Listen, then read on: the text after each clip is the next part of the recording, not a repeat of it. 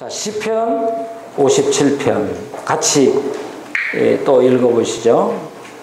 하나님이여 내게 은혜를 베푸소서, 내게 은혜를 베푸소서. 내 영혼이 주께로 피하되 주의 날개 그늘 아래에서 이 재앙들이 지나기까지 피하리이다.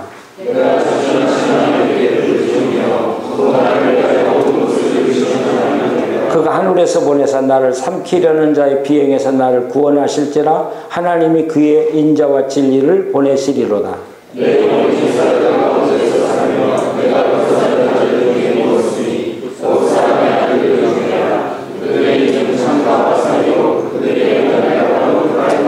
하나님의 주는 하늘 위에 높이 들리시며 주의 영광이 온 세계 위에 높아지기를 원하나이다.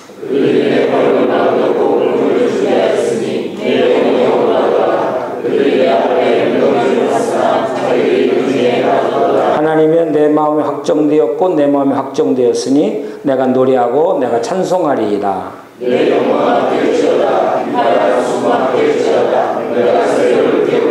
주 내가 만민 중에서 주께 감사하며 문나라 중에서 주를 찬송하리이다.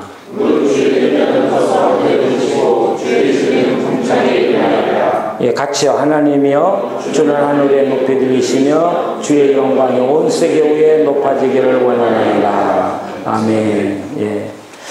자, 시편의 자리 몇 절 같아요? 예, 4절이죠. 내 영혼이 사자들 가운데 살며 내가 불사른 자들 중에 누웠으니, 마치 다니엘이 사자굴 속에 던져서 졌을 때처럼 그런 위급한 상황을 여기 이야기하고 있죠. 그리고 거기 그들의 이는 창과 화살이요 그들의 혈은 날카로운 칼이로다.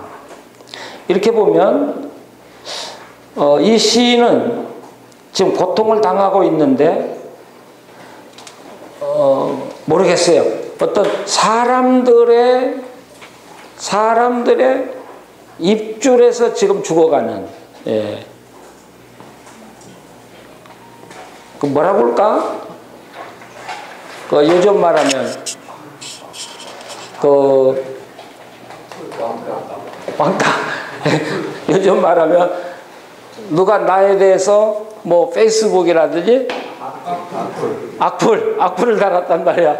근데 이 악플이 돌아가지고 이게 어떻게 걷잡을 수 없는, 그게 막 그 창과 활과 같은 날카로운 이불을 지금 나를 물어뜯는, 그 속에서 말이죠. 지금 당한 환자예요. 환자가 아니라 고통받는 사람이에요. 악플 그러니까 너무 쉽다. 예.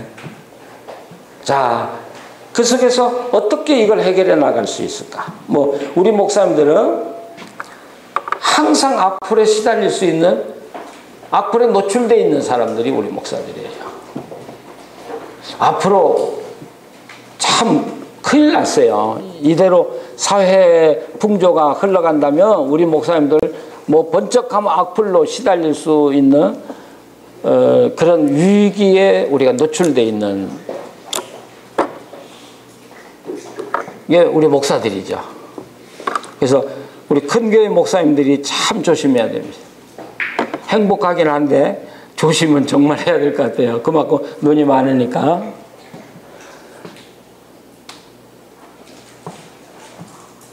그래서 이제 그 문제를 놓고 하나님께 기도를 하는 거죠. 자, 그런데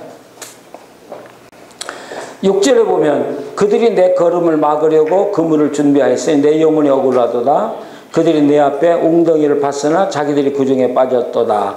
여기까지 자기의 그 고통을 하나님께 내놓고 탄원을 하다가 7절에 갑자기 하나님이요 내 마음이 확정되었고 내 마음이 확정되었사오니 내가 노래하고 찬송. 갑자기 변해버렸어요.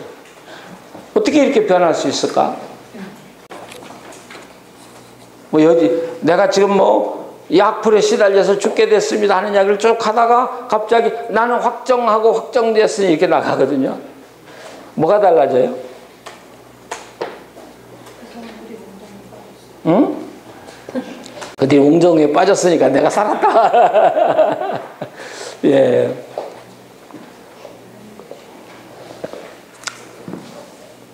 그럴 수도 있겠죠. 네. 이 하나님하고 사는 길은 끝까지 기다려보는 거더라고요. 예, 끝까지 기다려보는 거. 그래서 유대인들은 지혜보다 인내가 더 낫다. 인내를 더 귀하게 여기는 이유는, 그런데 이 악인과 선인이 싸움하면 처음에는 선인이 악인에게 지는 것 같아요. 눌리고요. 왜냐하면 이 악인들은요, 방법 가리지 않고 막 거짓말도 꾸며대고, 이 악한 사람들은요, 한마디 거짓말하고 가서 또 연구해서 거짓말 또 하고 그래요. 기가 막힌 창조적인 머리를 가지고 있어요. 근데 우리가 어떻게 대항해요? 그러니까 처음에 붙었을 때는 의인이 절대적으로 약세요. 네, 저는 그렇게 이야기해요. 시간이 흐를수록 진실은 이기는 거예요. 예, 시간이 흐를수록. 그래서 제가 이렇게 다니면 그런 어려움 당하는 목사님들 만나요. 시간을 참고 견뎌라. 시간이 흐르면 당신이 유리하다. 예, 맞죠? 예, 진리는 절대로 감춰지지 않아요. 결국 살게 되거든요. 네. 네, 저도 이렇게 목회하면서 경험해 보면 문제가 벌어졌어요. 근데 거기에 제가 개입을 하지 않고 목회 중실하고 기도하면서 지난 어느 날 갑자기, 예를 들면 저한테 등을 돌렸던 사람들이 하루아침에 왠지 모르게 저한테 싹 돌아오는 거예요. 야, 이거 참 희한해요. 예. 왠지 몰라요. 그런 일을 너무 많이 겪어봤어요. 그건 하나님이 사람의 마음을 돌리는 거지 우리가 하는 건 아니거든요. 근데 하나님이 우리 기도에 응답을 주실 때 무엇부터 주시는 줄 아세요? 우리 마음에 평화부터 주셔요. 지금 이 시인은 죽을 고비야. 사자굴에 던진 것 같은 어려움을 당해요. 근데 갑자기 내 마음이 확정되었습니다. 왜 그랬을까? 이거 시인이 그 문제를 놓고 좀 하나님께 탄원하면서 기도했는데 하루아침에 기도한 건 아니라고요. 계속해서 기도했는데 어느 날 갑자기 하나님이 그 마음에 평화를 주신 것이죠. 그리고 확신이 된 거죠. 아, 이건 나한테 잡혔다 하는 확신이 딱 들어온 거죠. 그러니까 갑자기 이 시인의 그 고백이 바뀌어져 버렸어요. 아, 됐습니다. 확정되었습니다. 됐습니다. 이렇게 이야기해요.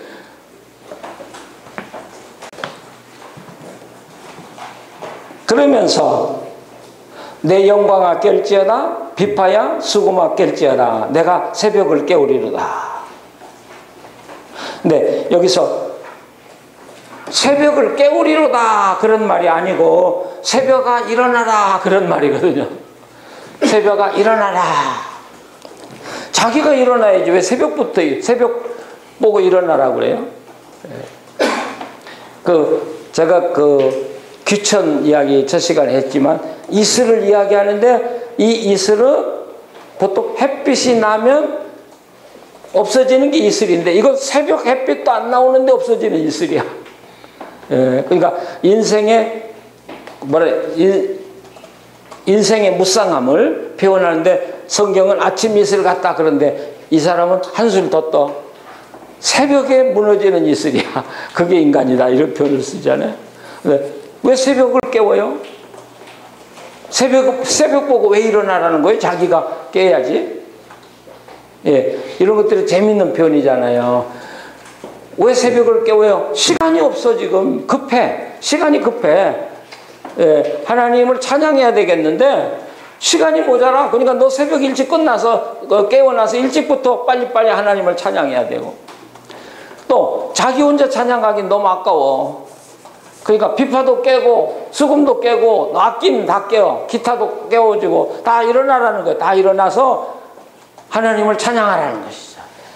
그러니까 기도하다가 하나님이 그 마음에 평화를 주니까 갑자기 자기 마음이 바뀌어져가지고 새벽아 일어나라, 뭐 악기들 너희들 다 일어나라, 마치 살아있는 어떤 인격처럼. 그래서 우리 다 함께 새벽부터 하나님을 밤중까지 찬양하는 그런. 그래서 시편에 보면 밤중에 노래하게 하시는 하나님 이런 표현이 있잖아요.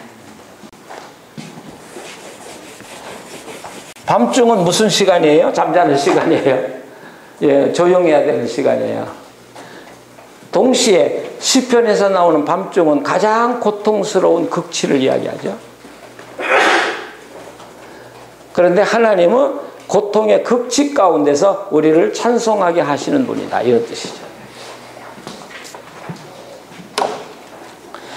그러면서 이 시인의 찬양은 뭐 수금, 비파, 새벽이 문제가 아니라 만민 중에서, 나라 중에서 이렇게 넓어져요. 그러다가 갑자기 10절에 하나님께로 옮겨져서 주의 인자가 커서 하늘에 미치고 주의 진리가 궁창에 미칩니다. 하나님의 주는 하늘 위에 높이 들리시며 주의 영광이 온 세계 위에 높아지기를 원하나이다. 그런데 이 57편도 자기가 지금 기도하는 내용이 해결이 아직 안 된 상태예요. 해결이 돼서 하나님을 찬양하는 게 아니라 아직 해결이 안 됐어요. 근데 어디서 해결이 됐어요? 자기 안에서는 해결이 됐어요. 예. 아까 제가 이야기했죠. 하나님은 우리 기도를 응답할 때 어디로부터 주셔요? 우리 마음의 평화를부터 주셔요.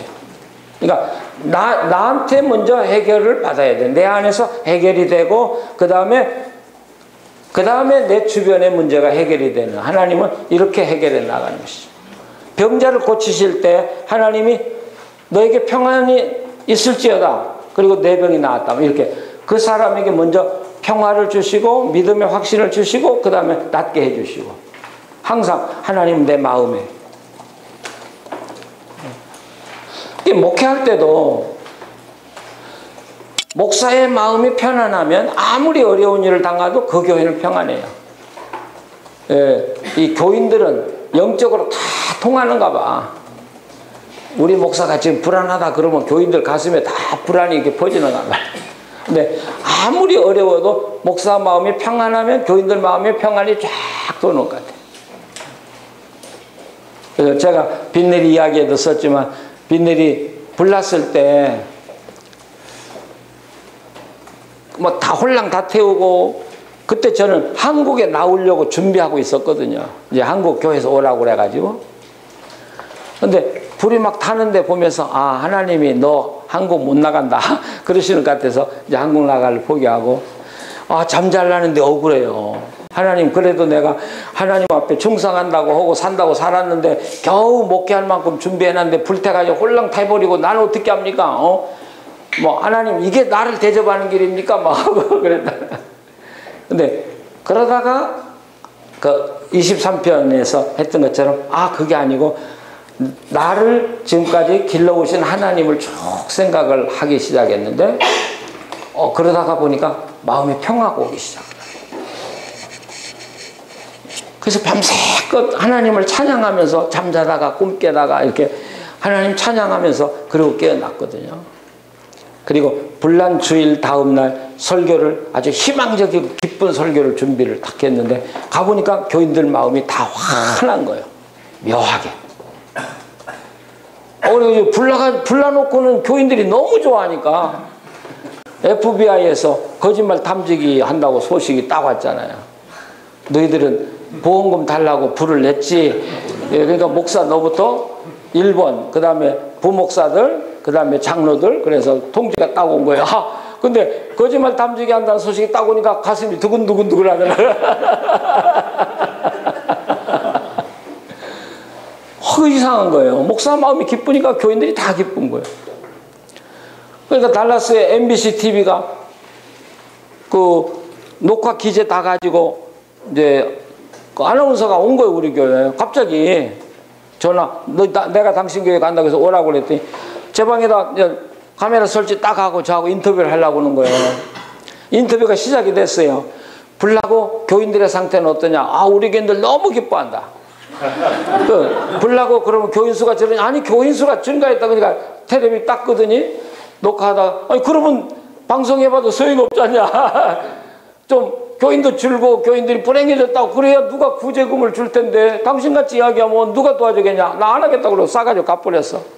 그래서 가라 말이야. 우리는 당신 도움 안 받아도 된다고 말이죠. 근데 그때는 정말 대담했어요. 뭐 방송 안 나가도 돼. 돈 안 받아도 돼. 뭐 기분이 하나님이 함께 하는데 말이죠. 예. 저한테도 그런 경험이 있었거든요. 그래서 우리 목사님들이 여기 시편 이분이 이야기하는 대로 여러분이 정말 하나님과 함께 교제하면서 마음의 평안을 가지시고요. 예. 또 늘 기뻐하시고 감사하시고요. 예. 그러면 그것이 교인들에게도 전부 이렇게 하여튼 영물이기 때문에 우리 목회자가 갖는 마음은 그들에게도 그대로 전달된다고는 사실이죠. 거기 거기에다가는 좀 여러 가지로 예화도 넣었어요. 그래서 거기 37페이지에 보시면 넬 앤더슨 교수는 대학 시절에 너무 어려워서 그 퓨너럴 홈에서 시체를 다루는 일을 하면서 공부한 적이 있었습니다. 여러분 아시죠? 미국은 그 사람이 죽으면 바로 퓨너럴 홈에 가가지고 창자 내장 다 꺼내고 화장시켜가지고 관에다 이렇게 뉘어놓는 거 아시죠? 그 일을 주로 누가 하냐면 인도 사람들이 해요. 그래서 인도에 인도 사람들이 위대한 의사가 많습니다. 내장을 공짜로 다 얻는데 말이죠. 돈 주고도 못 얻는 걸 거기서 일하면서 내장 갖다 연구하니까 미국의 유명한 의사들은 다 인도 사람이에요, 지금요. 그러니까 이분도 처음에 이제 아르바이트를 하면서 그 휘너럴 홈에서 이제 일했는데 이런 시체가 들어오면 모든 내장을 다 꺼내고 몸에 피와 물을 다 빼고 화장을 시키고 옷을 입혀야 하는 일인데 미국 장애사에서는 죽은 사람의 시신을 산 사람보다 더 멋지고 아름답게 만드는. 그래서 우리 한국의 노인들이 미국의 이 화장 문화가 너무 좋아서 한국에 못 나오겠다는 거예요. 죽으면 예쁘게 화장시켜 놓고 예쁜 옷 입고 진짜 예쁘게 만들어요. 그러니까 그렇게 죽고 싶다는 거야. 죽은 다음에 누가 알아요, 그거. 근데 한국에서 목회하다 미국에 가니까 제일 기분 좋은 게 장례식이에요. 이야, 이건 장례식이 아니야. 너무 깨끗해가지고 멋지고 말이죠. 그렇게 화장을 해요. 근데 저는 요즘 그런 생각을 해요. 나 죽으면 관 열지 마라. 그냥 덮은 채 장례식 치르고 그냥 묻어라. 제가 지금 속으로 유언서를 쓰고 있는데요. 그러나 아무리 아름답고 깨끗하게 만들어 놓아도 거기엔 생명이 없고 껍질만 있지 않는가. 거기서 그는 인생의 본질을 깨닫게 돼요. 육체란 껍질이다. 인간의 생명이 있다고 하면 인간의 육체란 껍질이다. 그로부터 그는 하나님을 더욱 바라보게 되었고 그것 때문에 그는 신학을 하였고 후학을 양성하는 교수가 되었다.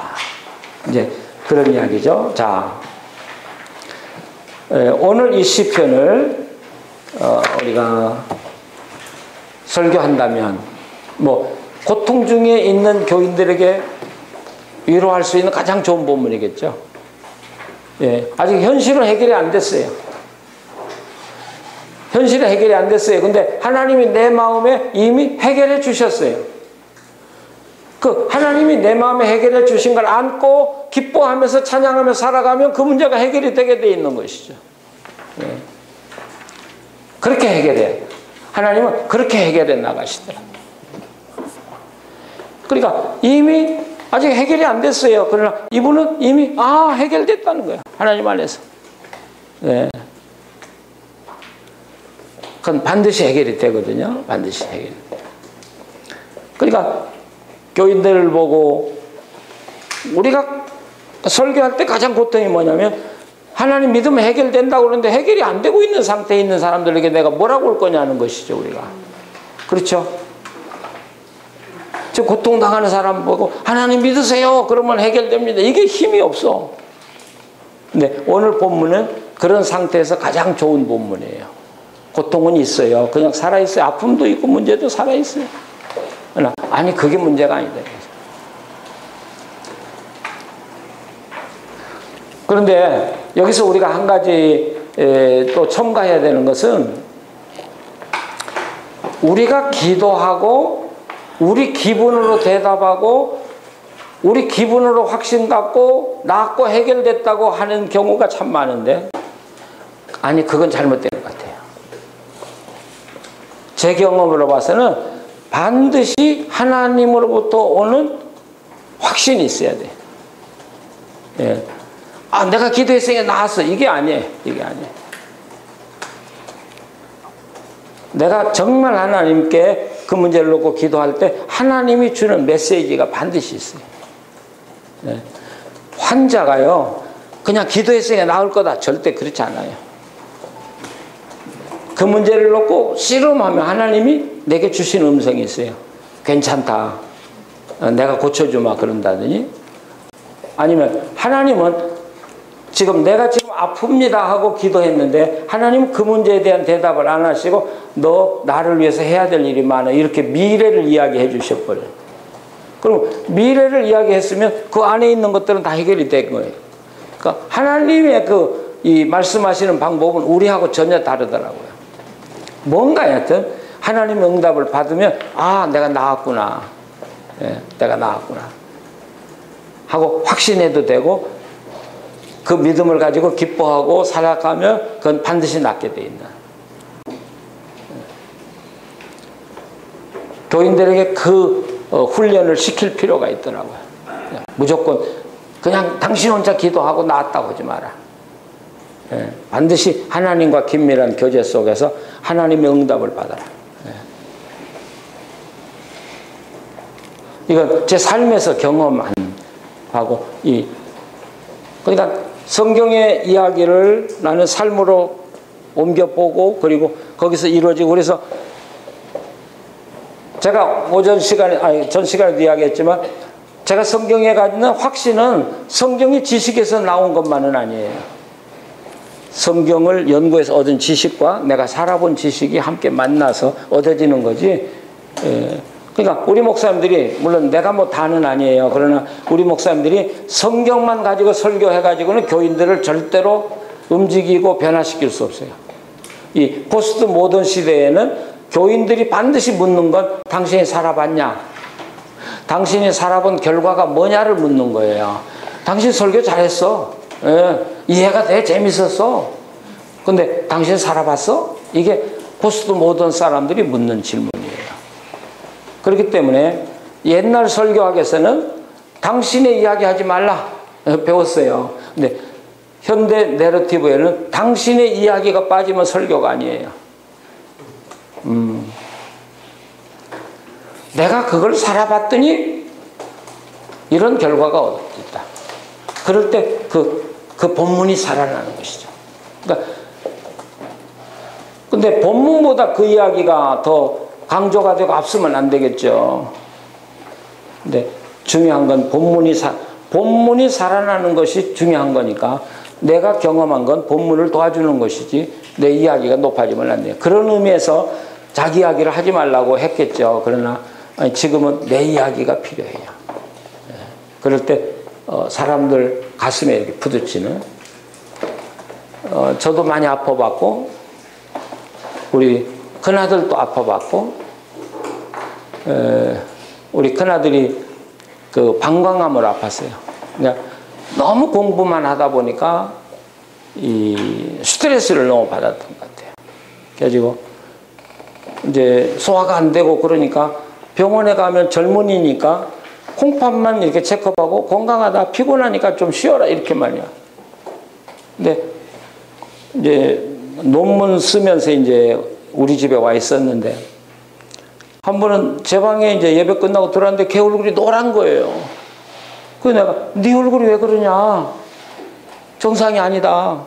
그래서 병원에 가보니까 방광의 암이 9cm나 되게 큰 거예요. 그러니까 의사들이 이건 희망이 없다 이렇게 해서. 나도 정말 아들 하나 길러가지고 정성을 다 했는데 말이죠. 프린스턴 졸업시켜가지고 유럽 유학 보내서 민스타에서 공부하고 유니온에 와서 공부하고 정성을 다 쏟았는데 정말 무너지더라고요. 근데 그때 걔한테 주신 하나님의 음성과 나한테 주신 음성이 똑같았어요. 걔한테 하나님이 주는 음성, 네 아버지 의지하지 마라. 그놈이 나를 무진장 의지했던 것 같아요. 아버지 의지하지 마라. 오직 나만 의지해라.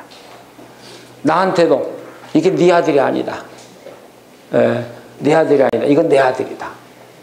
똑같지 않아요. 근데 그렇게 평안할 수가 없는 거예요. 근데 이제 다 생략하고, 그리고 이제 수술 받고 이제 LA로 이사를 갔는데, 제가 이제 여기서 강의하고 이제 LA 들려가지고 이제 걔하고 지나다가 이제 달라스를 가는데, 가서 잘 지났어요. 잘 회복이 되고 있었고. 근데 수술한 지 한 1년 됐는데, 근데 제가 미시간에 강의를 하러 갔는데 얘한테서 전화가 온 거예요. 아버지 간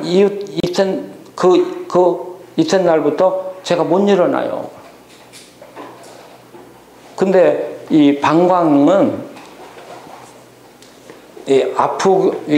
아픔이 심하면 못 일어나더라고요. 운동을 못하면 그게 병이 악화돼서 결국은 못 일어나고 죽어요. 목사가 너무 잘 알아. 그런 환자를 너무. 근데 그 이야기 들으니까 갑자기 앞이 캄캄한 거예요. 이거 아들 하나에게 놓치는가 보다. 근데도 제 마음에 평화가 왔어요. 자, 그럴 때는 하나님의 영감을 굉장히 빨리 주시는 것 같아요. 괜찮다. 우리는 하나님이 계시잖아. 괜찮아. 너 염려할 거 없어. 일어나게 돼. 근데, 돌아와서 전화, 야, 일어났냐? 그럼 못 일어났어요. 한 달 동안 계속 전화하는 거예요. 기도하면 금방 일어날 것 같아요. 전화하면 못 일어나. 여러분, 한 달 동안 일어나지 못한 아이가 어떻게 일어날 수 있겠습니까? 정말 심각했죠. 그래서 이제 우리 내외가 이제 위에서 기도하는 거예요. 점심에 교인들이 만나자면 가서 웃고 음식 먹고 와서 우리 둘이 또 기도하고, 저녁 또 만나자고 그러고 가서 또 웃고 놀다 오다가 또 기도하고. 네, 하나님이, 우리가 여호수아서를 봐도 그렇지만 결정적인 경우에는 하나님이 너 거룩해라는 이야기예요. 성결하라는 이야기예요. 성결하라. 그러니까 하나님이 저한테 너 성결해 그러더라고요. 그래, 그때 느낀 게, 하나님이 아들에게 고통을 주는 건 나를 성결하게 하려고 하는구나. 나를 훈련시키려고 하는구나. 이런 느낌. 그래서 요엘서를 읽으라고 그러시는 거예요. 그래서 요엘서를 읽어보니까 이게 회개하라는 말만 그렇게 많이 써 있더라고요. 요엘서를 읽고 우리 둘이 금식하면서 이제 기도를 했어요. 그랬더니 주신 말씀이 시편 147편 그 끝절에 나와요. 말씀을 보내사 그것을 녹이시고 바람을 불게 하신즉 얼음이 녹게 하신다. 그 말씀이 있어요. 그 말씀을 주시는 거예요. 그러니까 말씀을 보내서 그걸 녹인 거야. 나는 지금 암덩어리야. 그러니까 하나님 말씀을 해서 그걸 녹이고 바람을 불게 해서 그걸 다 없어지게 해줘. 하나님 고쳐주신 거야. 그리고 또 이제 둘이 기도하는데 하나님이 저한테 내가 네 아들을 고쳐서 너에게 안겨줄 것이다. 그런 거예요. 나왔다. 그 아들한테 전화했어요. 야, 너 괜찮니? 그러니까 지금도 못 일어나요. 금방 일어날 것 같은데 못 일어나는데 그게 한 달이 지나고, 여러분 그건 세월이 흐를수록 위험하잖아요. 근데 이제 방학이 끝나서 제가 이제 서울에 돌아와야 되는데 LA 가서 아들 만나고 이제 서울을 와야 돼요. 근데 별 생각 다 많더라고요. 내가 아들을 마지막으로 보는 건가, 그리고 한국에 가서 강의하다 아들이 죽으면 어떻게 되는가. 하여튼 이 암이라는 게 무서운 건 이 죽음과 직결된 것 때문에 무섭더라고요. 근데 비행기를 타고 LA를 가는 거예요. 근데 가기 전에 전화했어요. 내가 내일 가는데 몇 시에 LA 공항에 도착하는데 어떻게 하려까? 그러니까 아버지 내가 한번 나가볼까? 그런 거예요. 그래서 너 일어났냐? 그러니까 아니 못 일어났어요. 근데 네가 어떻게 나와? 그러니까 한번 내가 트라이 해볼 테니까 아버지가 공항에 나와서 내 차가 보이면 내가 온 줄 알고, 안 나왔으면 택시 타고 오세요. 그런 거예요. 비행기 타고 가면서 이제 이 아들이 왔을지 안 왔을지 이게 얼마나 궁금합니까? 짐을 다 찾아가지고 밖에 나갔는데 없는 거예요. 차가요. 그래서 이제 택시를 잡으려고 하는데 차가 하나가 쭉 오는데 아들 차가 오는 거예요. 근데 누가 몰고 왔는지가 궁금하잖아요. 근데 차를 딱 세우더니 건강한 남자아이가 뚜벅뚜벅 걸어오는 거예요. 이게 아들이요.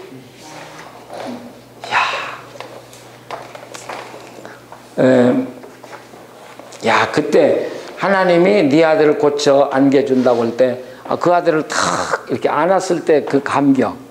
야, 왜 빨리 일어나게 안 하고 그 LA 가는 날까지 맞춰가지고 그날 일어나게 하셨는지. 네, 지금 그리고 나서 지난 게 지금 거의 7년 지났으니까, 지금은 아주 건강하고 학위도 끝내고 지금 활발하게 지금 활동도 하고. 제가 이야기를 하는 것은 하나님은 반드시 우리에게 기도하면 응답을 주신다는 거죠. 응답이 말씀으로 먼저 오고 그 다음에 이루어지는 게 하나님의 응답이니까 우리 목사님들도 꼭 그런 삶을, 체험적인 삶을 사시고 교인들에게도 구체적으로 어떻게 사느냐 하는 것을 가르쳐 주시고, 그래서 그 신앙생활이라는 게 교인들이 스스로 하나님을 체험하고 살기만 하면 목사가 필요 없더라고요. 자기들이 내가 하나님 체험하고 내가 사는데요, 목사님 기도 안 해줘도 괜찮아요. 그러니까 나중에는 우리 교인들이 병원에 입원하면서도 나한테 기도해달라 소리도 안 해요. 그리고 나와가지고 와서 전화해. 목사님 내가 병원에 입원했는데 치료 다 받고 지금 나왔어요. 근데 좀 서운해. 그래도 목사 가서 손을 얹고 한번 기도해야 목사님 기도로 나았다 소리 들어야 되는데 근데 교인들이 그만큼 자신감이 있는 거예요. 목사님 기도도 안 하면 들으지만 내 기도도 들어주시는데 말이야. 이런 그런 기도. 자.